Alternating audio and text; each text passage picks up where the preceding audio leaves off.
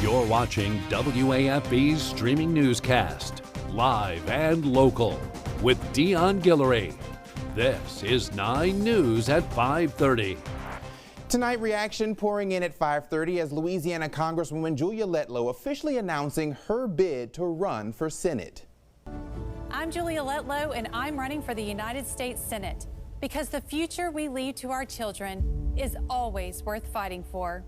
Now, she posted this campaign video shortly after making the announcement at a Business Report Leadership Power Breakfast this morning.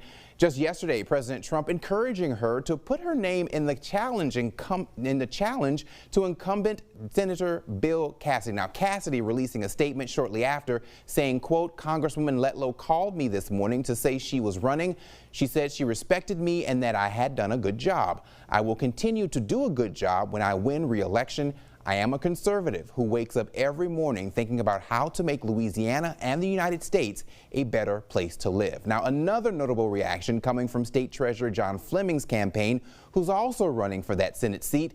Now, according to his campaign, polling numbers show that Fleming is the favorite to win the election. They also say every candidate in the race has supported carbon capture and sequestration policies except for Fleming, who, quote, calls it standing alone in his 100 opposition to this, another climate change hoax scam. So that's what he said. Now, there's a lot of moving parts as we see these candidates announcing their plans to jump into the race. We're going to bring in our political analyst, Jim Inkster, to get his reaction to all of this. And Jim, a lot happening in the last couple of hours. Your reaction to all of the changing parts? We've got a fluid race that took a big turn today, and Julia Letlow is a sitting congresswoman who's opposing the senior U.S. senator from her own party. And even though she says Bill Cassidy's doing a good job, obviously she believes she can do a better job. And the root of this is Bill Cassidy's vote 5 years ago to convict on impeachment Donald Trump, which would have sent the president to the showers forevermore. And that did not sit well with a lot of Republicans who vote in a closed primary this time. So Bill Cassidy needs to get a lot of those people who love Donald Trump a whole lot and are dismayed about the vote he made 5 years ago, and Julia Letlow is saying that she never would have made that vote. So it looks like it'll be a two-way race for the Republican nomination, but there are, as we know, some other elected officials who have to make a choice now whether to stay in or go away, and Bill Cassidy even has an option that we may talk about if he chooses to run as an independent. Oh, that's an option. Didn't think about that one. That's why you do what you do. Something else to think about, you know, when Letlow, she released that campaign video on her social media platforms today, and she used children, people, their children, their grandchildren. She used that to connect to potential voters. Your reaction to using that as a method to get into the race? Well, she is a person I'm Julia Letlow, and I'm is regarded as a family individual. After all, she succeeded her dead husband, who died with COVID, Luke Letlow, who was elected and died in 2020 when we had this terrible outbreak. And Julia Letlow, who has a PhD, was fully qualified to run, and she decided to, and she's been very popular, and she has a family, and she is accenting that. She's much younger than is Senator Cassidy or John Fleming. Cassidy's in his late 60s, Fleming's in his early 70s. And so she is the youngest of the big three in the race right now. Yeah. And you would think she would accent that, and a lot of people are just getting acquainted with her. And a lot of times, as we know, when people are conversing with political strategists, they want to put their best foot forward, and they want to come across as a person who is a person of the world, not just a candidate. Someone that people can relate to. Right. Yeah. You know, there is a part in the video where she talks about President Trump and leadership. We want to listen to that part right now and get your reaction on the other side. A state as conservative as ours? We shouldn't have to wonder how our senator will vote when the pressure's on. Louisiana deserves conservative champions, leaders who will not flinch. So in that, she mentions, you know, our state being conservative and how we need a leader who will not flinch.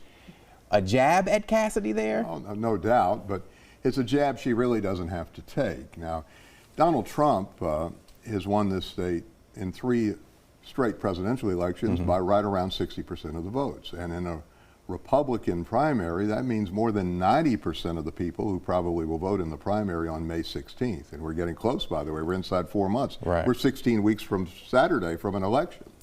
But more than 90% of those people voted for Donald Trump, and they certainly wouldn't have voted as Bill Cassidy did in 2021 to convict him on impeachment. And there were 57 senators, a full majority, but it takes 67 for impeachment, 10 short of throwing him out of office forevermore. And Cassidy wanted to do that, and it's going to be extremely difficult for him to make the case that he's not as pure, or he is as pure as she is when it comes to devotion to Donald Trump. Yeah. And let's face it, in Louisiana and across the South and in many parts of this country, the Republican Party is the Trump Party. And Bill Cassidy has done everything he can to latch onto those coattails. He voted for Bobby Kennedy Jr. for Health Secretary. He voted for Pete Hegseth for Defense Secretary, and those were very close races. In fact, Hegseth was 50-50. Right. So he helped the president get to the finish line on a lot of his major nominees, but it wasn't enough to overcome that one vote he made in 2021. And it is interesting because he got to the Senate by running against Mary Landrieu in 2014, saying she supported Barack Obama about 98% of the time. Well, he supported Donald Trump about 98% of the time, but he made one vote that now may come back to bite him. Yeah. And, you know, we mentioned before, is a long list of candidates here in this race, especially on the Republican side.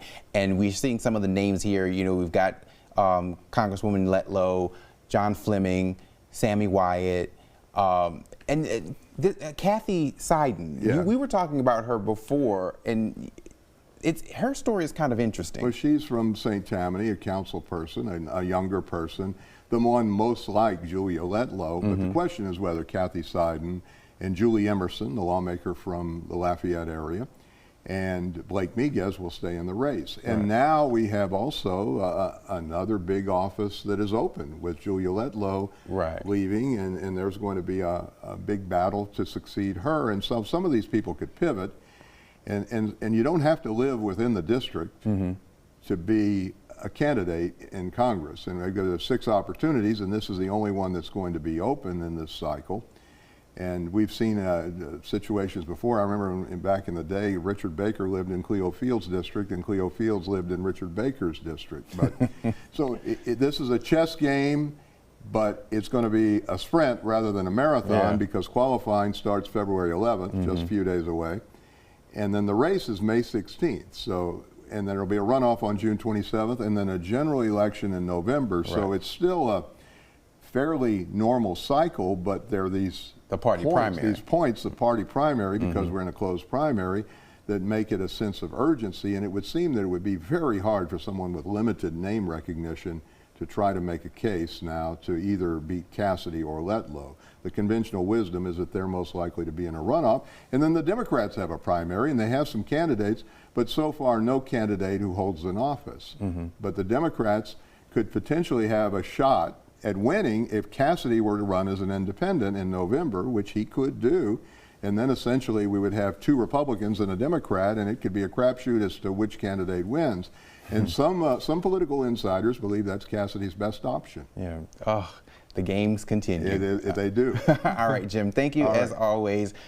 So much insight, and the game is just beginning right now. Well, good to be with you, Dean. All right, Jim. Thank you. All right, tonight we have an update out of Minnesota. The Justice Department serving subpoenas to multiple Democratic lawmakers there in Minnesota, including Governor Tim Walz, Attorney General Keith Ellison, and Minneapolis Mayor Jacob Frey.